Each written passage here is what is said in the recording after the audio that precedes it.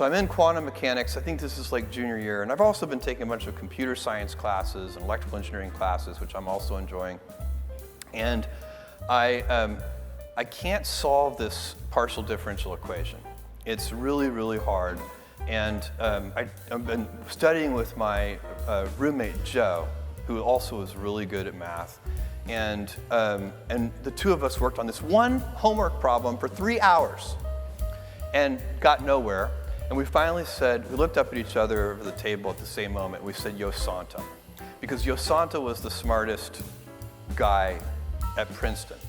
And we went to Yosanta's room, and he was Sri Lankan. And in the Facebook, which was an actual paper book at that time, his name was 3 lines long, because I guess in Sri Lanka, when you do something good for the king, they give you an extra syllable on your name. And so he had a super long last name, the most humble, wonderful guy. And we show him this problem. And he looks at it, he stares at it for a while, and he says, cosine. And I'm like, what do you mean?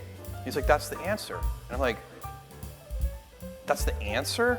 And he's like, yeah, let me show you. So he brings us into his room. He sits us down. He writes out 3 pages of detailed algebra. Everything crosses out, and the answer is cosine.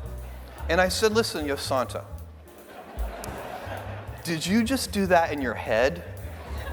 And he said, no, that would be impossible.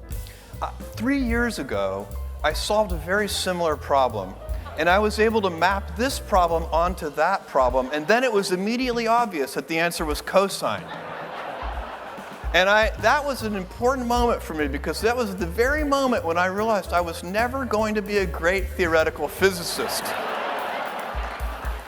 And so I started doing some soul searching. I was like, that is a magic trick. The people who, theoretical physics, in most occupations, if you're in the 90th percentile or above, you're going to contribute.